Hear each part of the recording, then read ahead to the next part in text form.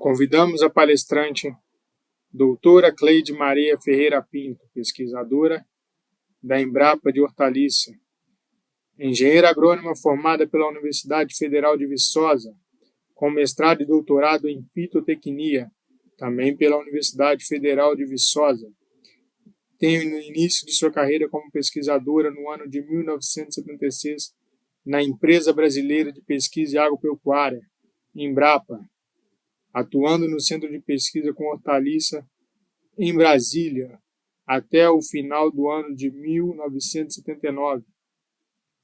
Em seguida, ela foi cedida à Empresa de Pesquisa e Agropecuária de Minas Gerais, no Sudeste, em Viçosa, Minas Gerais, onde permaneceu por 43 anos. Em meados de dezembro de 2022, retornou-se ao Centro Nacional de Pesquisa e Hortaliça e começou a desempenhar atividade na Universidade Federal de Viçosa, no campus de Viçosa, Minas Gerais, por meio de um convênio com cooperação técnica entre a empresa de pesquisa Embrapa e a Universidade Federal de Viçosa. Atualmente, parte do Departamento de Agronomia da Universidade Federal de Viçosa. Experiência está concentrada na área de fitotecnia, com foco em manejo de práticas e culturas de hortaliça. Seja bem-vinda ao 11º Simpósio Brasileiro de Agropecuária Sustentável e o 8º Congresso Internacional de Agropecuária Sustentável, cujo título da palestra Boas Práticas Agrícolas no Cultivo de Hortaliça. Seja bem-vinda, doutora. Gostaria de cumprimentar a todos os coordenadores, organizadores, todos os participantes, professores e estudantes que mandaram os resumos para esse evento de grande importância, que é o 11º Simpósio Brasileiro de Agropecuária Sustentável e 8º Congresso Internacional de Agropecuária Sustentável. Eu chamo Cleide Maria Ferreira Pinto, sou pesquisadora da Embrapa, o Centro Nacional de Pesquisa de Hortaliças, com sede em Brasília, e hoje exerço minhas atividades aqui no Departamento de Agronomia do UFV, mediante um convênio firmado entre a Embrapa e a UFV. E nessa minha palestra eu vou ter como parceira, a pesquisadora, aposentada da IPAMIG, que é a Cláudia Lúcia de Oliveira Pinto, que hoje trabalha como consultora de microbiologia e higiene de alimentos. A gente trabalha em parceria, eu falo sobre os problemas do campo e ela, em seguida, fala dos problemas, de boas práticas de fabricação, que são os problemas que acontecem após a colheita, a hora do processamento. Eu vou falar um pouco sobre a importância das hortaliças, nutricional e econômica. Na sequência, eu vou falar sobre os problemas também que a gente tem com o consumo de hortaliças contaminadas, ou seja, quando elas são produzidas de maneira não adequada, e falar um pouco do que deve ser feito, que seriam as boas práticas para controlar ou, pelo menos, se não eliminar, pelo menos reduzir essas contaminações. Então, as hortaliças, um grupo diversificado de plantas, com mais de uma centena de espécies. Então, elas são classificadas de acordo com a parte da planta mais utilizada. Segundo essa classificação, nós temos as hortaliças folhosas, estou exemplificando aí com a alface, a couve, a salsa. As hortaliças flores, nós temos como exemplos o brócolis, couve-flor, a alcachofra, frutos, tomate, pimentão, pimenta, abóboras e outros, Eu coloquei aqui alguns exemplos. As hortaliças legumes, nós temos feijão vagem, ervilha, fava. Hortaliças raízes, nós temos cenoura, batata baroa, batata doce. Hortaliça tubérculo, nós temos batata. Bulbo, nós temos alho e cebola. E hortaliça haste, nós temos aspargo e salsão. Eu dei aqui alguns exemplos. Na verdade, as hortaliças faz parte de uma centena de plantas. Por que consumir mais hortaliças? As hortaliças são a base de uma dieta saudável. Elas são fontes de sais minerais, são fontes de fibras, carboidratos, vitaminas, são fontes de bioquímicos, produtos bioquímicos, ou seja, os fitoquímicos antioxidantes que nós temos como exemplo os carotenoides. E dentro dos carotenoides, além de outros, nós temos o beta-caroteno, o licopeno, a luteína e a zeantina. As hortaliças auxiliam na hidratação, porque grande parte delas tem em sua constituição grande percentagem de água. Elas também apresentam densidade energética baixa, porque a maioria possui poucas calorias, por isso elas são muito recomendadas para dieta. E uma vantagem também é que você pode consumir de várias formas. Qual é o consumo de hortaliças recomendados? Segundo a Organização Mundial da Saúde, deve ser consumido 400 gramas de frutas e hortaliças por dia, né, por pessoa. Isso deveria ser consumido 5 dias ou mais por semana. Veja bem, no Brasil são consumidos 200, no Japão são consumidos 280 gramas por pessoa por dia. Na Itália, 350 gramas. Portugal, 416 gramas por pessoa. Quantos consome no Brasil? Apenas 141 gramas, né, de hortaliça por pessoa por dia.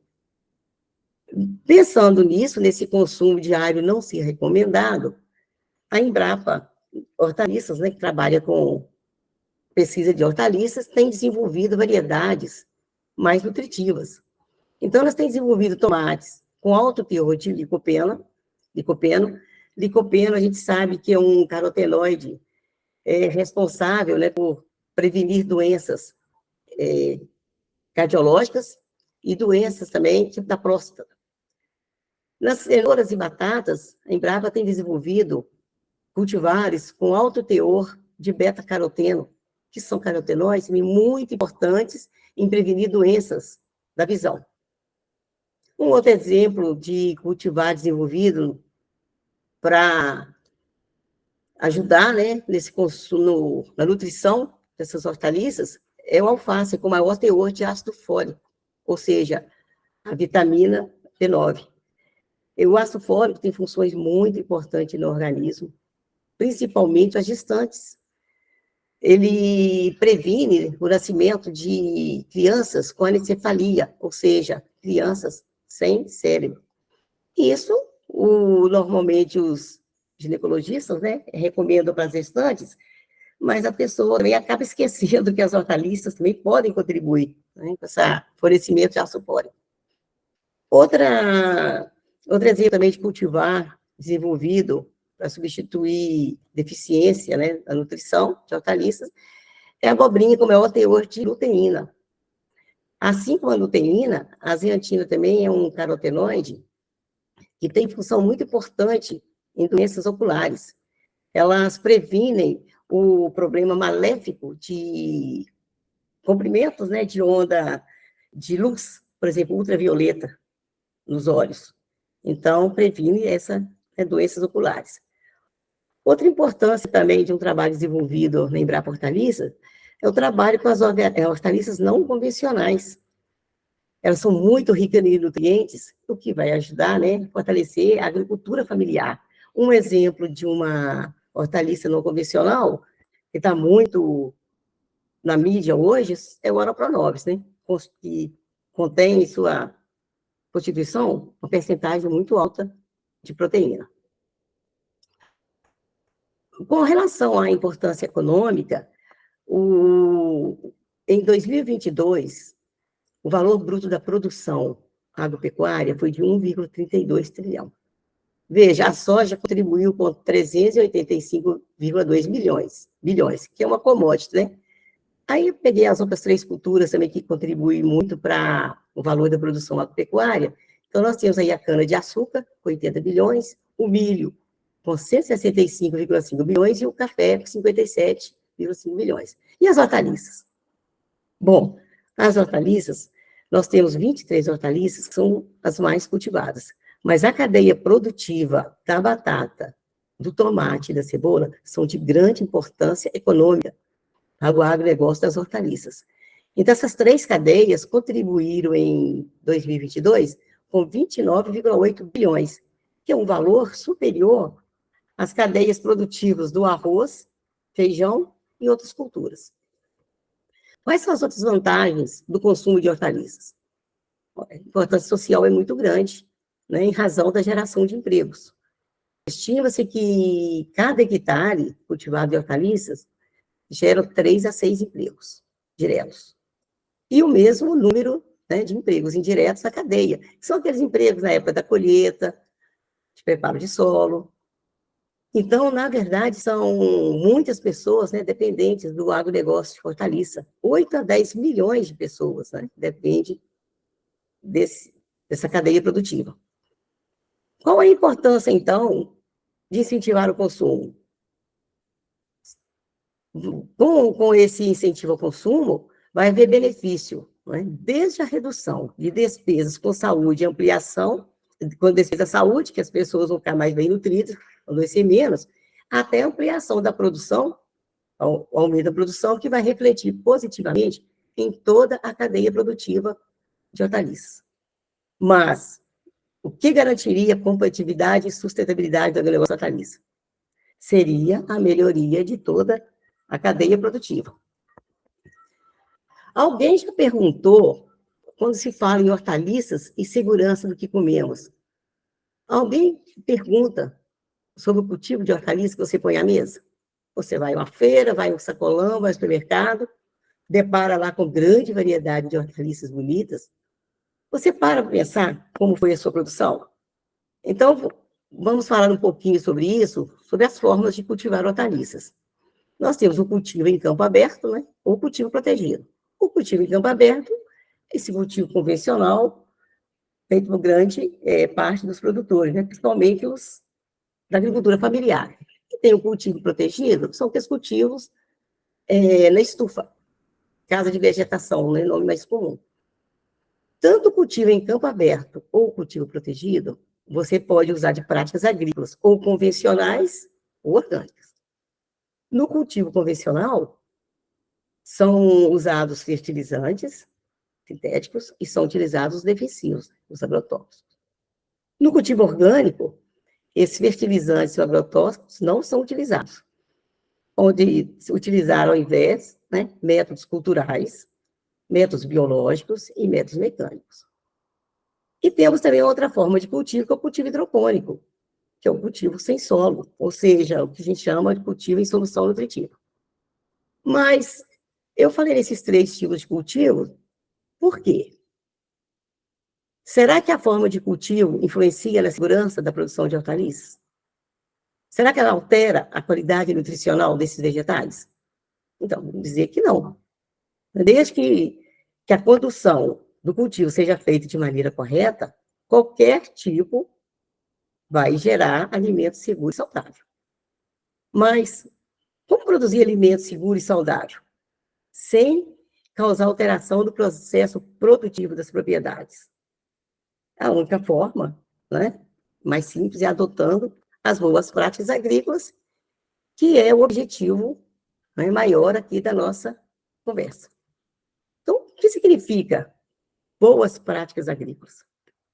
É um conjunto de princípios, de normas e recomendações técnicas aplicadas na produção, processamento e transporte de alimentos, orientadas a cuidar da saúde humana, proteger o meio ambiente e melhorar as condições dos trabalhadores e da família. Então, é um conjunto de processos que deve ser adotado, e não só melhorar as práticas de campo. Mas por que adotar as boas práticas agrícolas? O objetivo é preservar a qualidade das hortaliças para consumo in natura, ou seja, na forma fresca, e também como matéria-prima, para reduzir perdas também na comercialização e consumo. Na verdade, as hortaliças, né, o importante é sempre ter em mente que as hortaliças e seus derivados, lá na indústria, devem ser isentos de contaminantes biológicos, contaminantes químicos e contaminantes físicos. Então, nós já falamos das contaminações biológicas, químicas e físicas. Vamos falar um pouquinho sobre cada uma delas agora. As contaminações biológicas são aquelas contaminações dos alimentos que ocorrem, né, por meio das bactérias patogênicas, os parasitas, protozoários. As contaminações químicas são causadas por resíduos de agrotóxicos, metais pesados, e as contaminações físicas são aquelas causadas por fragmentos de vidro, metal ou madeira, né, que sempre ocorrem em cultivo no campo. As contaminações biológicas mais comuns são aquelas que ocorrem pelas bactérias Salmonella, pelos coliformes e por Escherichia coli. Aqui eu vou dar um exemplo, porque fala muito em boas práticas, e na atualidade, a gente acha que está comendo uma hortaliça sem contaminação, e na verdade não está. Então, são só exemplos recentes que eu vou comentar agora. Por exemplo, a contaminação de alface com tomate, com salmonela. E alface ainda é pior, né, que só se come crua, né? E o tomate, ainda tem o tomate industrial, que é uma parte também, que às vezes é produzido em estufa, né? E ainda pode ser produzido com mais cuidado. Nós também temos exemplo de alface contaminado com larvas, cisto de giardia, em tamoeba, ovos de omintos. E temos também os fungos, né, penicílio, aspergillus e mycotoxinas, que causam, né, doenças em tomate. As micotoxinas, por exemplo, é um problema de saúde pública. Por quê? É uma toxina produzida por esses fungos, né, penicílio e aspergillus. E quando na indústria o tomate é transformado em produto, né, por exemplo, a massa de tomate, o ketchup, essas micotoxinas, elas não são eliminadas. Os fungos são eliminados, mas as micotoxinas, elas prevalecem. Por quê? Elas são tolerantes à temperatura até de 270 graus. As contaminações químicas, né, são os vilões hoje em dia, os agrotóxicos, né? Um exemplo recente agora, analisaram 286 amostras de alface. 31 dessas amostras estavam com resíduos de imidacloroprido. Imidacloroprido é um inseticida sistêmico. Ele contamina a água, contamina o ambiente, e ele ainda é precursor, né? Ele é de 40, ele faz parte de 40, ele é princípio ativo de 40 outros agrotóxicos. E 31 amostras dessas foram encontradas com resíduos acima do limite máximo permitido.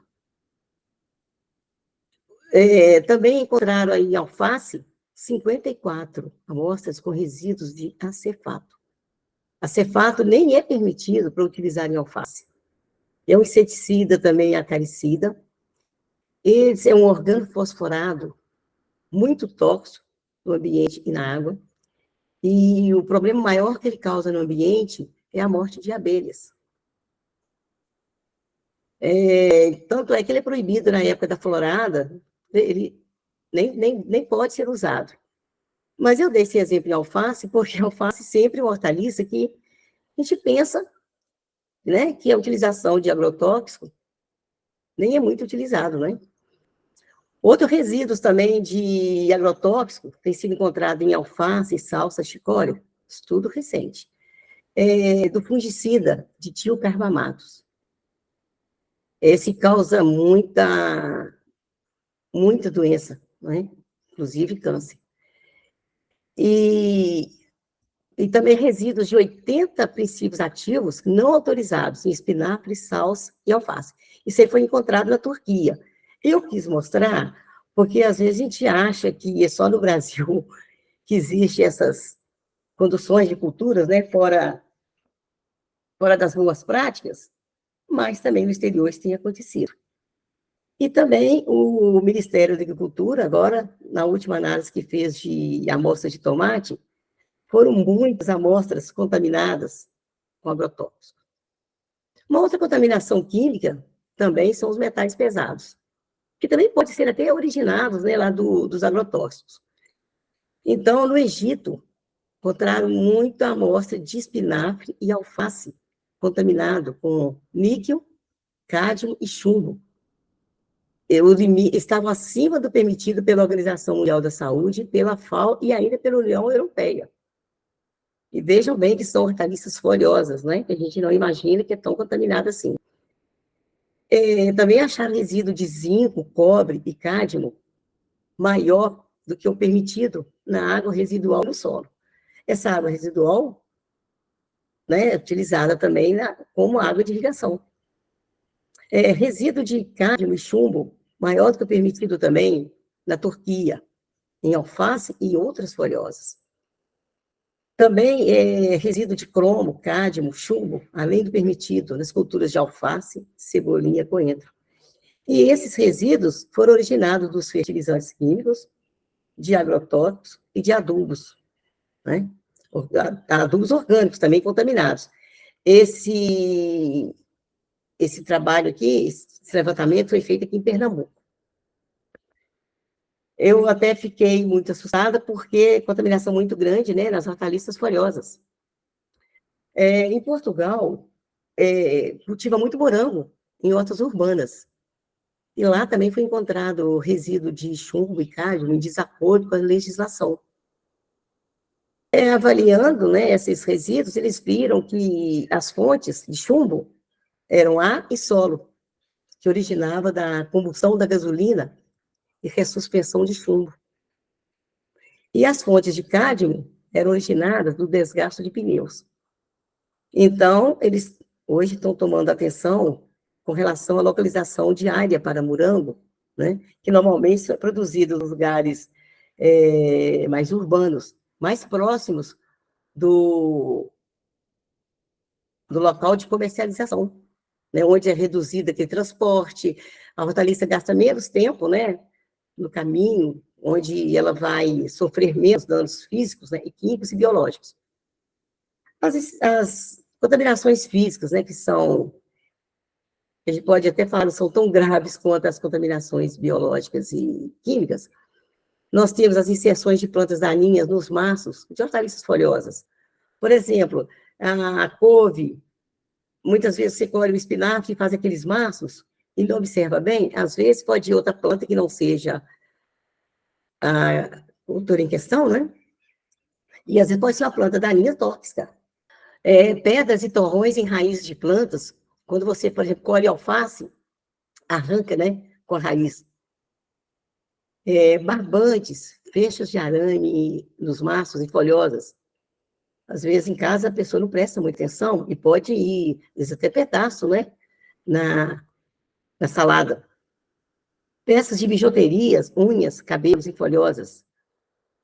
Sujidade dos frutos, quando se trata de tomate de mesa, mesmo que tenham sido muito encontrado, mostra que faltou a boa prática, né, que poderia, pela lavagem, isso pode ser eliminado, né? Assim também como lascas de madeira, pedaços de pedra. Já no tomate industrial, as contaminações físicas, elas ocorrem com mais frequência, por quê? Porque são colhidas com máquina, e o tomate industrial, ele é plantado, em geral, após a colheita do milho, né? E lá ficam muitos fragmentos de inseto, pelos e ninho de roedores.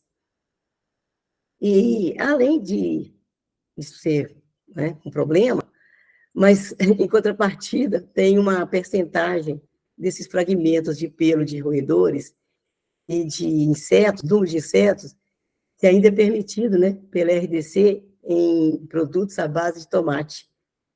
Então, por exemplo, nós temos encontrado, né, exemplos de fragmentos de inseto e pelos de rato dentro do limite, em molhos de tomate, ketchup, polpa, extrato e ketchup de sachê, né? Às vezes a gente nem é bom saber disso, mas estão dentro dos limites. Então, para evitar desse problema todo, que eu acabei de mostrar, sobre esses exemplos de contaminações biológicas, químicas e físicas em hortaliças, nós temos que implantar um bom programa de boas práticas agropecuárias. Então, quais são os principais pontos para implantar um programa de boas práticas? Prestar atenção, né, na seleção do ambiente onde vai se cultivar essas hortaliças, conhecer o histórico da área e das regiões ao redor. Atentar para áreas usadas como local de despejo de lixo. Lixo é uma fonte de matéria orgânica contaminação de coliformes muito grande. Tanto pode ser, e também de metais pesados, como lixo hospitalar, áreas de mineração. Por exemplo, em Atibaia agora, eles viram o solo muito contaminado com fármaco que às vezes pessoas jogam, né, frascos, joga nos lixões, nos aterros sanitários, e aquilo ali vai contaminar o solo, além de contaminar as fontes de água. Presta atenção no esgoto doméstico, próximo à fonte de captação de água. E essa água vai ser utilizada na irrigação das hortaliças, vai ser utilizada para asseio dos manipuladores, né, e dos trabalhadores no campo, vai ser utilizado para beber. Criação de animais a curta distância da área de cultivo. Deve sempre manter esses animais bem longe da área de cultivo, porque as fezes de animais fonte, né, muito grande de contaminação de coliformes. Despejo de animais mortos nas áreas de cultivo deve ser prestado atenção. Água estagnada nas áreas adjacentes de cultivo. E prestar atenção também no histórico de aplicação indiscriminada de agrotóxico. Tudo isso vai fazer com que haja redução, né, do potencial de contaminação biológica e química, tanto do solo quanto dos lençóis subterrâneos, né, da água. Com relação aos insumos utilizados no cultivo, usando as sementes, por exemplo, certificadas, tolerantes ou resistentes a pragas ou a doenças, com certeza vai haver uma menor utilização de agrotóxicos na lavoura. Fertilizantes orgânicos e inorgânicos. O fertilizante orgânico também tem que ser prestado muita atenção, porque o esterco não tratado, que é utilizado na agricultura orgânica, ele é fonte de Escherichia coli e de salmonela. Então, para evitar isso, não deve usar o esterco não tratado, deve fazer o quê? Fazer a compostagem. Que a temperatura na compostagem, ela é uma temperatura de mais de 40 graus, e ela vai eliminar esses organismos contaminantes. Com relação aos fertilizantes inorgânicos, que a gente fala são os sintéticos, os minerais, a pior classe dos fertilizantes inorgânicos são dos nitrogenados. Que o nitrogenado, os fertilizantes, quando utilizado de maneira inadequada ou em excesso, ele vai para a água de irrigação dos alimentos. Esse nitrogênio, uma vez na água, ele transforma numa substância nitrosamina que é cancerígena. Também tem um limite, por exemplo, de nitrogênio na água, de nitrato, né? Seria 45 miligramas por litro de água. Além desse limite, em adulto também, ele vai causar problema da nitrosamina, que é cancerígena. Em crianças, o nitrato, uma vez no organismo da criança, ele é reduzido para nitrito. Esse nitrito, ele é convertido a uma substância que chama meta-hemoglobina. Essa meta-hemoglobina, ela liga ao oxigênio e faz com que esse nitrogênio impede que esse oxigênio chegue ao cérebro infantil. Então, as crianças ficam com deficiência de oxigênio no sangue. Aquela doença chamada de a síndrome do bebê azul. E outro problema também muito grande que acontece nas propriedades rurais é a contaminação biológica e química da água, né? E o dos agrotóxicos, a contaminação por resíduos. Com relação à contaminação da água, nós sabemos que a água é contaminada por esgoto doméstico, aquele que eu disse, né? Evitar de escolher um solo, uma área próxima, né? Uma fonte, onde se joga esgoto doméstico, resíduos industriais, fertilizantes, né? Por ter problema até pelos nitrogenados, dos agrotóxicos e também criações de animais, porque as fezes de animais é uma fonte potencial também de coliforme.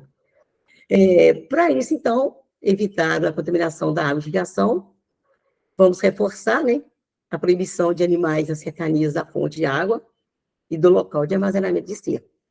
Não compartilhar essas fontes de água com pastagens e criações, armazenar o composto orgânico não tratado bem distante da área de cultivo, manter os tanques de armazenamento de água bem limpos e analisar a água de irrigação periodicamente.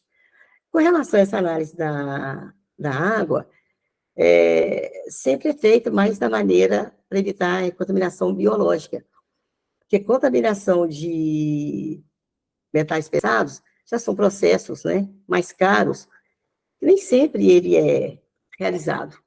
Então, é melhor a prevenção. Com relação aos agrotóxicos, existe uso seguro? É totalmente seguro de agrotóxicos? Não existe, porque eles penetram na mucosa da pele, penetram na orelha, inclusive pela respiração. Eu até falei lá dos organofosforados, né? É que eles penetram na planta, em toda a planta, que são sistêmicos, e dali pelo xilema, ele vai depois para a água de irrigação, e a pessoa é contaminada. Ou é contaminada pela água, que seria uma fonte, ou então pela ingestão do alimento que já foi contaminado, né? E a utilização do IPIs é totalmente eficiente?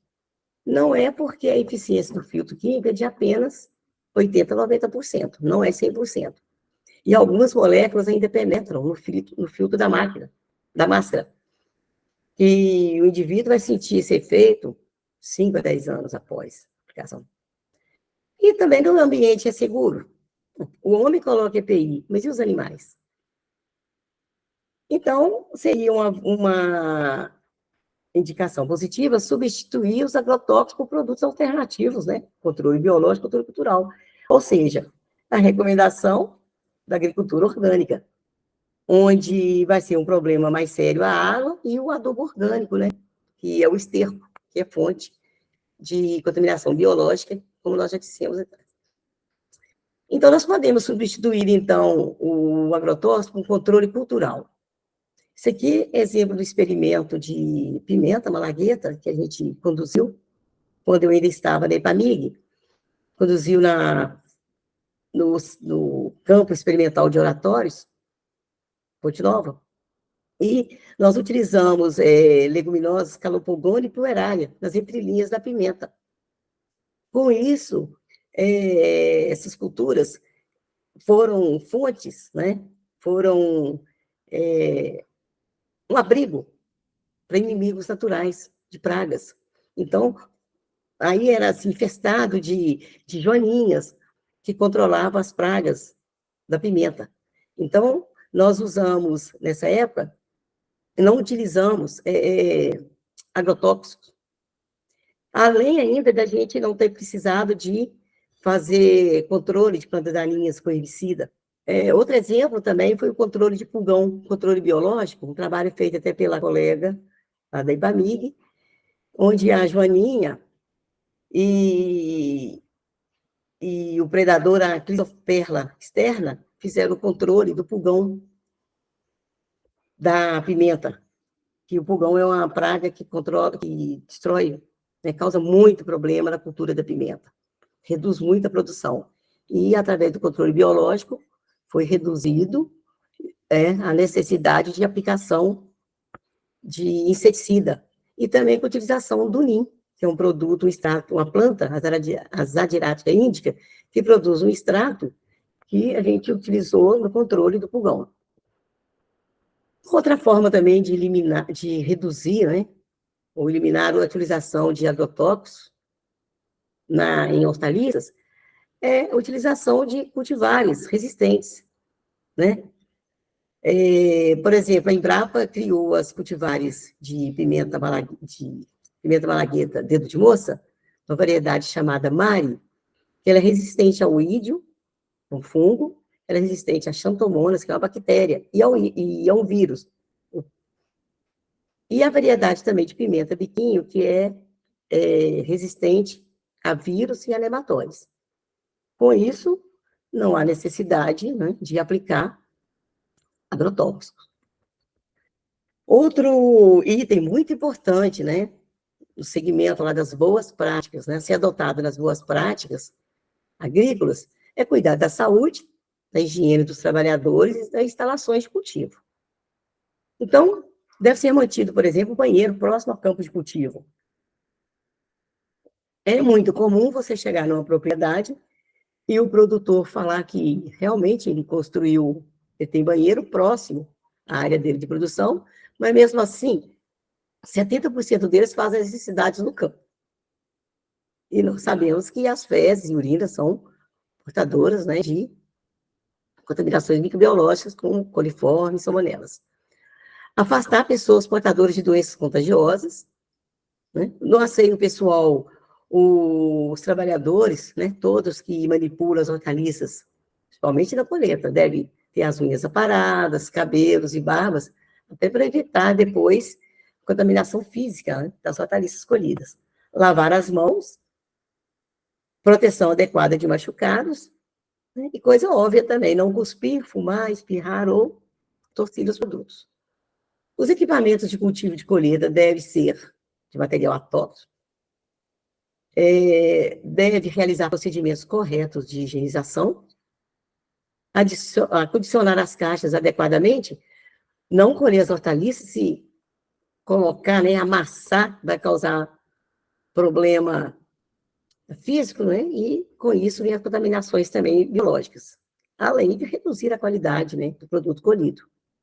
Identificar contetores, se o contetor é para usar lixo, usar só lixo. Não, por exemplo, na colheita de pimenta, você não vai levar um contetor que você usou para lixo.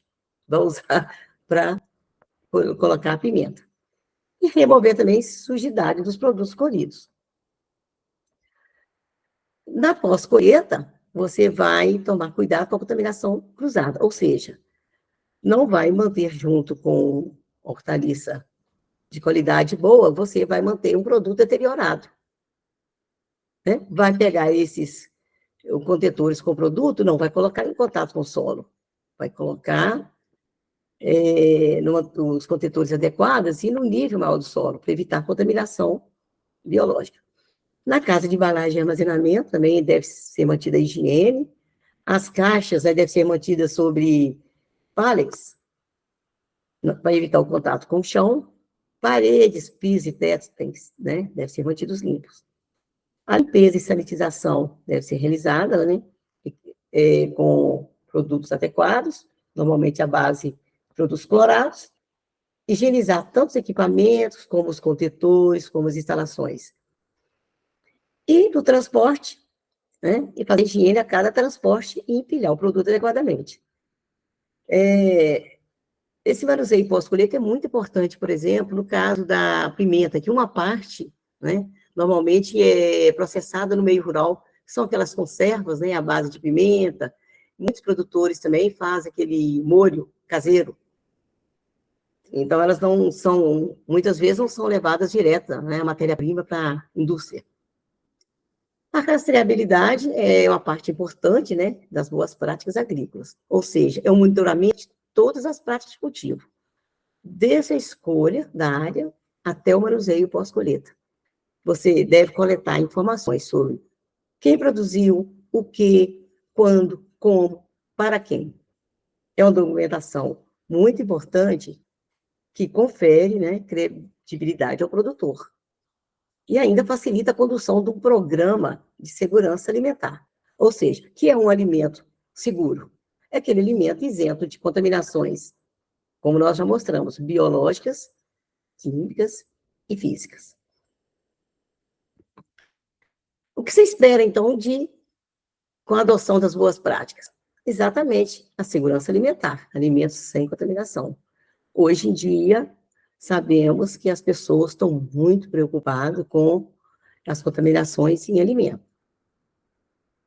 Segurança das pessoas, né, os trabalhadores, a família rural, o meio ambiente, a água e o solo descontaminado, manejo racional da irrigação, das pragas e doenças, e também manter cuidado com a biodiversidade.